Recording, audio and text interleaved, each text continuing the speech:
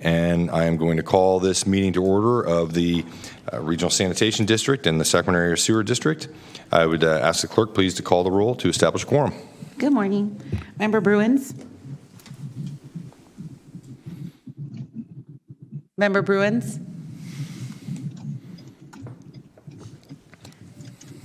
Member Frost? Here. Hume? Here. Kennedy? Here. Lalo'i? Singh Allen? Here. Sander? Natoli? Orozco? Here. Howell? Here. Cerna? Here. Valenzuela? Bang? Here. Villegas? Here. And Desmond. Here. And you do have a quorum. Okay, thank you. And I would ask our clerk to please lead us in the pledge.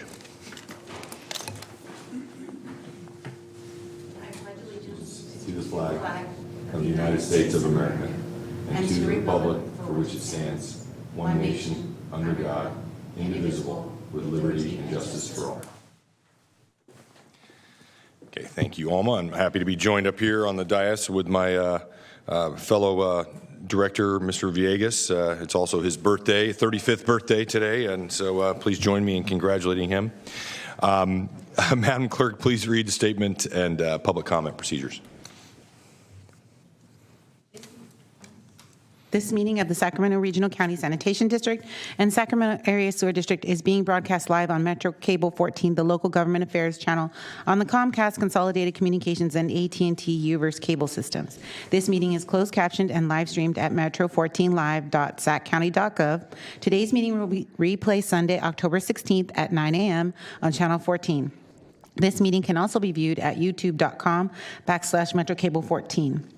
In accordance with the Government Code 54952.3, compensation for a meeting of these legislative bodies is required to be verbally disclosed. The amount of $100 will be paid for each member participating today as a member of the Sacramento Regional County Sanitation District, and the amount of $100 will be paid for each board member participating today as a member of the Sacramento Area Sewer District.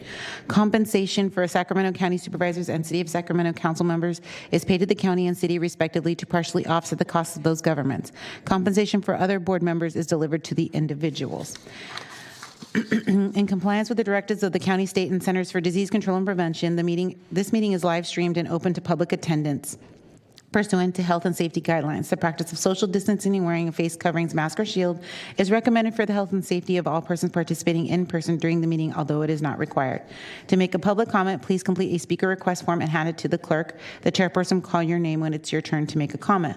Members of the public may also dial 916-875-2501 and follow the prompts. When the chair opens public comment for a specific agenda item or off-agenda matter, callers will be contacted by phone and transferred into the meeting to make their public comment. You may also send a written comment to boardclerk@saccounty.gov, and your comment will be routed to the board and filed in the record.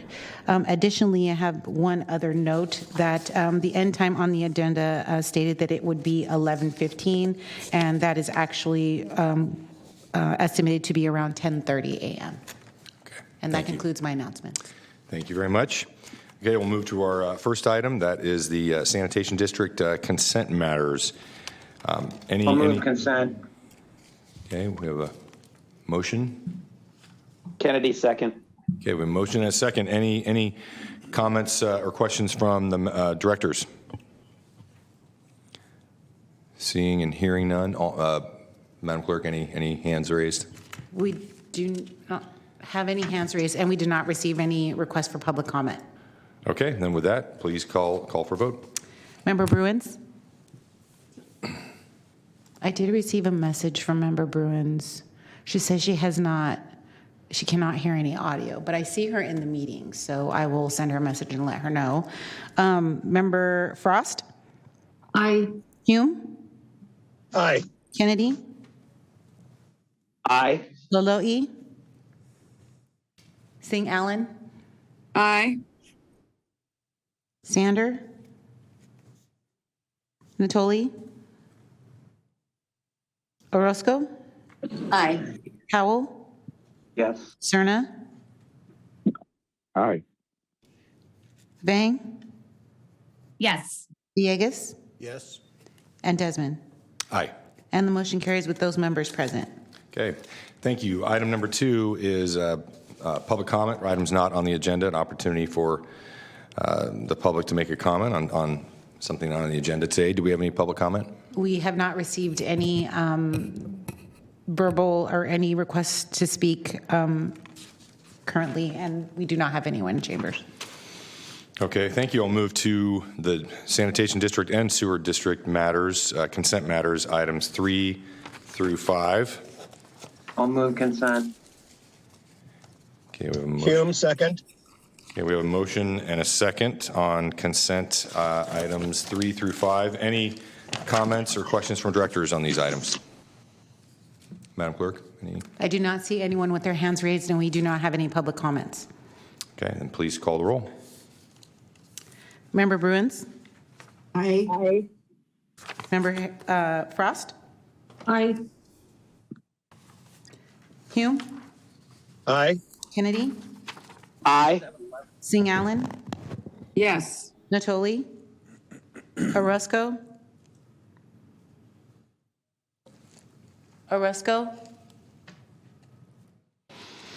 Howell? Yes. Cerna? Aye. Bang? Yes. Villegas? Aye. And Desmond? Aye. And the motion carries. I'm sorry, but Member Howell and Member Hume were the first and second on that motion? That's correct. Thank you. Okay, then moving on to separate matters for the districts. Madam Clerk? Item number 6, acting as the Sacramento Regional County Sanitation District and Sacramento Area Sewer District Confluence Regional Partnership Program Annual Report for Fiscal Year 2021-2022. Okay, welcome, Mike. Board Chair, members of the board, can you all hear me? Oh, No, hold let on, me here turn you the go. microphone. Try now. Oh. Can you hear me now? Excellent. So I don't know if there's a clicker to move the presentation forward, but if I could grab that, that'd be awesome. Thank you. All right. Well, it's my pleasure today to present on the Confluence Regional Partnership Program and the annual report for that for last fiscal year. And so you all might be wondering what the Confluence program is. It's a program set up by the districts that uses non-rate and non-fee revenue to fund projects and programs that are aligned with the district's mission, vision, and objectives and goals, but maybe not so closely aligned where they could be funded by the rates and fees. So that's why the non-rate and non-fee revenue is discretionary funding that does not come from rates or fees. It comes from resources such as interest from, interest on reserves, sale of assets, biogas, recycled water, scrap metal, and some other things. The board approved policies to direct the use of this funding back in 2017. And an overview of the Confluence program. There are different categories for the program. There's a Sewer Lifeline Rate Assistant category, the Environmental Stewardship, and the Environmental Stewardship has some subcategories, the American River Parkway, the Watershed Management, and the Septic Tank Conversion. And then there's also the Regional Economic Development Program and the Public Education Program. And not listed here, there's also an other program that's at the discretion of the general manager. And there wasn't anything spent in that program last year. As you can see, the largest program that has been consistently been spent over the past few years is the Sewer Lifeline Rate Assistance Program. So as you can see, just about $2.3 million has been dedicated towards that. So what is the Sewer Lifeline Rate Assistance Program, otherwise known as the SILRAP? It's a program to help reduce the monthly rates for customers that are low income. And it was established back in 2004 for regional SAN. And then back in 2017, Sac Sewer started participating in that program as well. Low income customers are eligible to save up to $175 a year for both districts, and it equates to about $15 a month. And it's available to homeowners or renters that live at that address. So it's available for homeowners or renters, but not landlords. The next category is the environmental stewardship, and the American River Parkway, Regional San partnered with the American River Parkway Foundation to do what's called a Buy Land and Water cleanup project. And as you can see in the pictures, the before, you can see some debris on the ground, and then the after, they picked it all up. And there were 126 cleanup events that occurred, and they removed close to 23,000 pounds of debris or trash. And there was one cleanup effort along the river, and this is between Hazel and Discovery Park, where they had volunteer rafters that were on the river picking up trash on the water, and that equated about 500 pounds of trash that they removed. Then there's the watershed management element of the environmental stewardship program, where there was a cleanup out at Steelhead Creek. And this was, as you can see in the picture here, of the horse handler, which is Scott Brello, and the two horses, Bell and Star, where we used horses to access some parts of the Steelhead Creek that machines or humans couldn't get to. And they removed about 43,000 pounds of debris and about almost 12,000 pounds of primrose, which is an invasive plant and is not good to be in the creeks. Excuse me. So, and this is a heavy collaborative effort where we had Roland Brady and Crystal Tobias, who are the contacts for the horse handler and the horses, and then Sacramento County Regional Parks and Sacramento Regional Conservation Corps.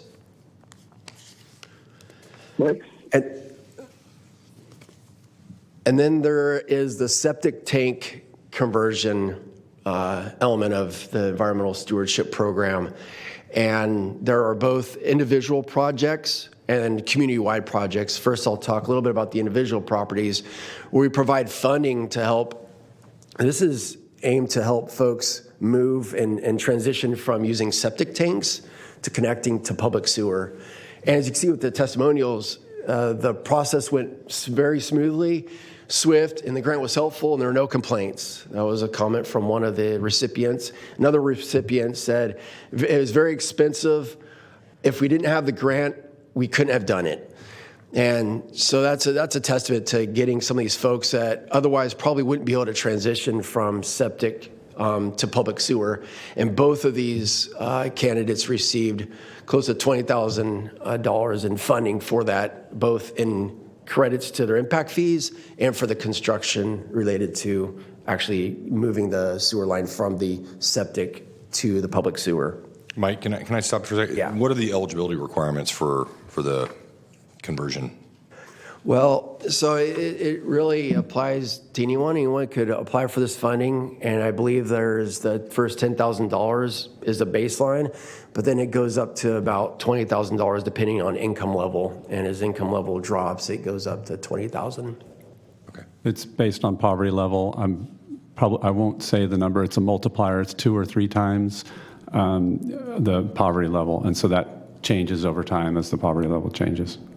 We also have a max income as well. You can't get the grant if you're above a certain amount. Certain income level, right? Yeah. Threshold. Okay. Yeah. Thank you. And then we have the community-wide conversion projects, and I think many of you are aware of the 4 projects that are up and coming. We have the Linda Manor Community Septic Conversion Project that has been approved for state grant funding and is underway. And then we have 2 communities, the old Florentown and Franklin communities, where applications have been submitted for grant funding, and then we are anticipating to submit grant funding for the Hood project here in January 2023. So the grant funding will be the primary funding source for these projects, but the confluence can help close the gap, along with there's been a couple projects that have been awarded some ARPA funding as well that will help tremendously. So, like I mentioned, I don't know if I mentioned actually, but all 4 projects are expected to be completed in 2025. And then we have our Regional Economic Development Program, and this is really to help stimulate the economic vitality in the region. And we awarded 26 grants last year for close to $160,000. And really the measure is how many jobs are created. And there were over 300 jobs created by these businesses that open up and connected to sewer. And yeah, the majority of the recipients were restaurants, and the largest single recipient was a restaurant as well. All right, on the public education side, we have the Museum of Science and Curiosity. I don't know if you're heading up I-5 towards Richards Boulevard, before you get to Richards, if you look to the left side on the west side, you'll see this museum, and it's a science and exploratory setup that is constructed, and the Regional SAN contributed to an exhibit for that museum. And it's a live, interactive, a little bit of a hands-on, a little bit of a visual. And not only is it something that the kids get into, but the adults get into it as well. So if you haven't been to that museum, I encourage you to go take a look. And then we have the Sacramento Splash Youth Environmental Leadership Camp. And this is a regional SAN partnership as well, where we basically, they set up 3 one-week camps, and that is focused on the kids learning how to be change agents for climate science and solutions for bettering the air and water quality. And one of those days within one of those weeks that the camp is 1 week long, and one of those days is dedicated to being at the Nicholas Dairy and the wastewater treatment plant, so they could see live how we're protecting public health and the environment out there in the field. And then we also have the Sierra Nevada's Journey, the Hands in the River, which is targeted towards the 5th graders in the region. And this allows the 5th graders to learn a little bit more about water quality science, and also gives us a chance to go in the field and do water sampling out in the field. And then we have the high school public service announcement contest, where the districts provide students a list of topics, and they get to choose which one of their liking they want to. Basically, there's a 30-second clip where they are able to do either live audio or a video or a animated video. And then it gets evaluated, and the winners get gift certificates. But then also the districts are able to use that public service announcement, the winners, for outreach to the community and send out key messages to the community. And I'm going to play a couple of the winners that we had. I'm seeing how we can play this here from here. Can we play a video? If we just click on Metro, is there any way that you could see if you could play the video? There we Long go. ago, in a household far away, a sink lived in harmony. All of a sudden, the fog attacked. Fats, oils, and greases, such as meat and sauces, can cause massive clogs in the sewer system. The sink was defenseless, until a fearless hero saved the day through proper disposal. By canning oils, scraping greases, and trashing food scraps, the household was saved. And through proper disposal, you too can save your sink. For more information, go to sacsewer.com. Thank you. If we go to the next one, the animation category.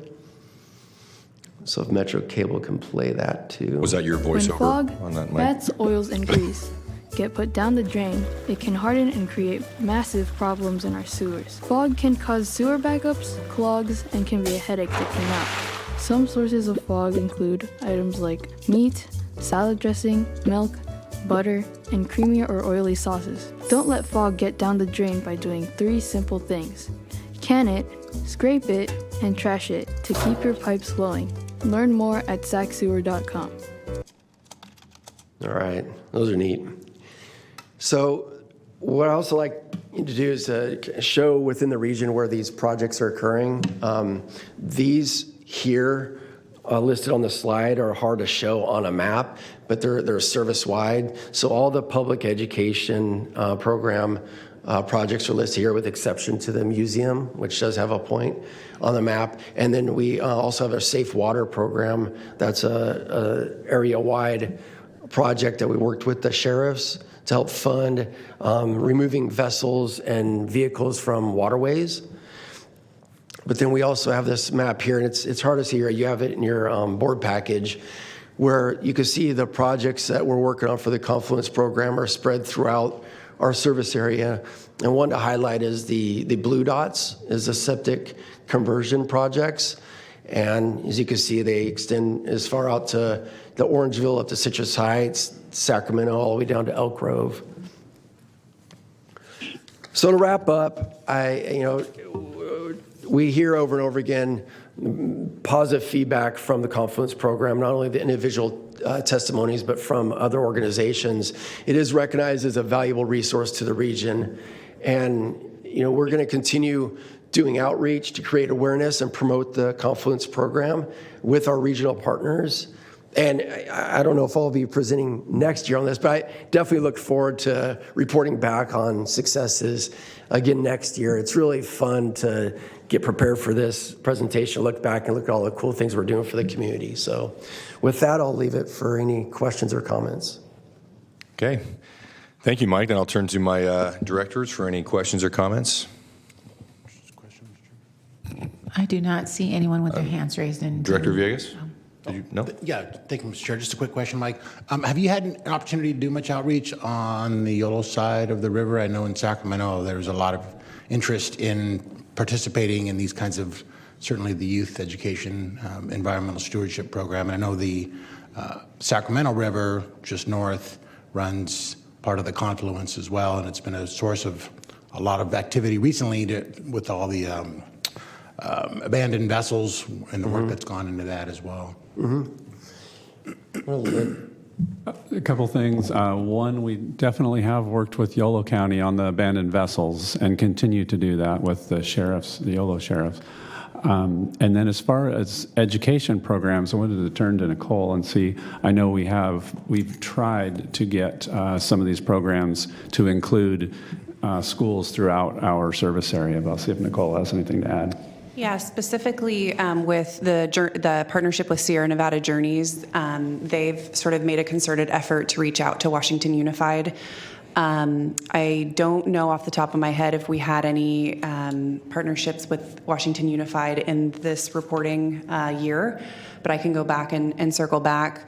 Also, obviously, this isn't a Confluence partnership, but with our new educational programming at the dairy, we're doing sort of a wide advertisement of the availability of that program, and are getting districts outside throughout our service area as well, getting field trips out there.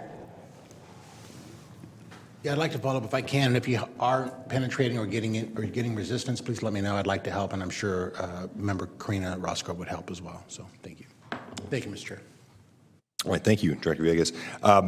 So I had a question about the sewer lifeline rate assistance, which is great. Obviously, I assume everyone who was eligible received a rebate, correct? I mean, Well, they have to apply for it. right. Yeah. If they apply, they're eligible. And then the amount of the rebate was determined based on how many people applied. Is that correct, No, Christoph, or it's- was it set? It's a set number. It's a set number, okay. And we have basically the whole Confluence program, the fundamental foundation is the lifeline rate assistance. So that has to be fully funded before we can spend any of the other other money. projects. Right. So that program, whatever it costs, we're comfortable that we're within the budget so that we can always fund that.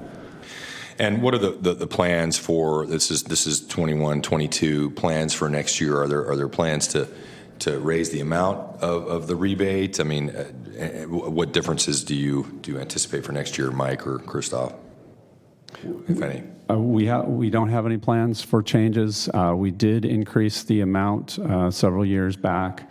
That's something at any point in time, if the board desires to make a change, we have to look at, right now we're in a transition period, I would say, in terms of the revenue that we're getting in. So we have to always be looking at that versus the cost of the different programs.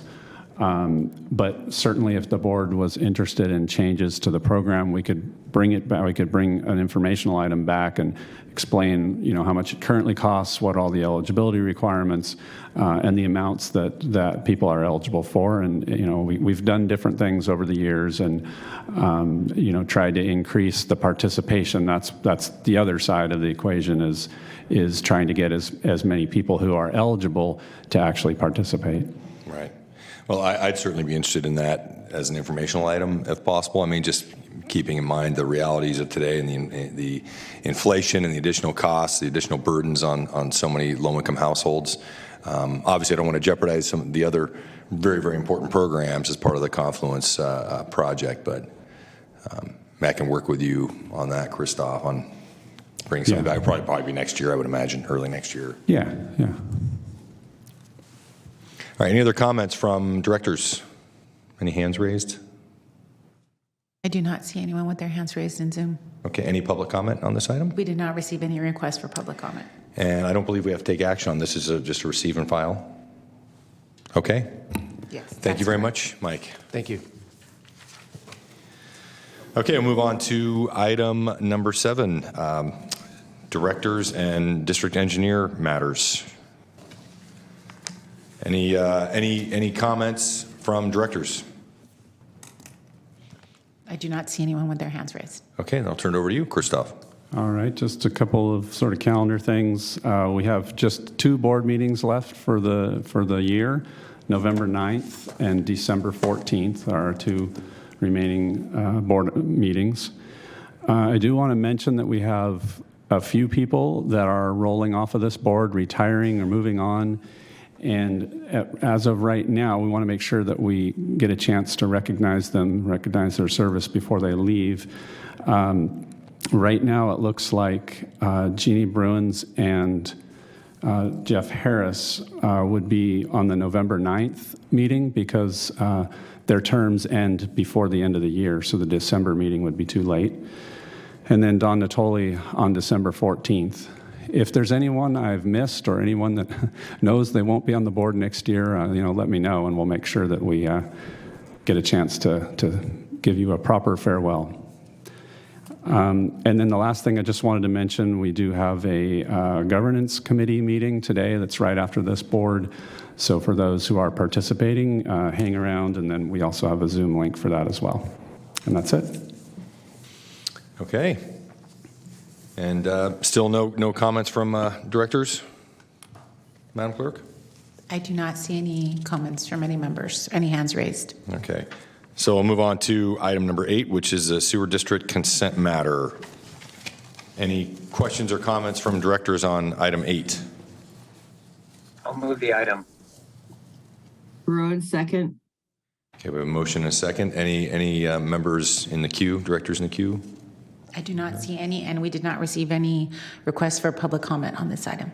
We'll play. Okay, please call the roll. Member Bruins? Aye. Hume? St. Allen? Aye. Thank you. Kennedy? Aye. Howell? Yes. Cerna? Aye. Vang? Yes. Frost? Aye. And Desmond? Aye. And the motion carries with those members present. Okay, thank you. Items number 9 and 10 are received and file. And with that, I will adjourn the public meeting at 10:02. We will be reconvening in closed session. Is that correct? That's correct. And the same Zoom information for open session is the same you'll use for closed session. There will be separate Zoom information for the committee meeting. And will it be here? Are we reconvening in the conference room? Hearing room Okay. 1, yes. Okay. And with that, we are adjourned. Thank you.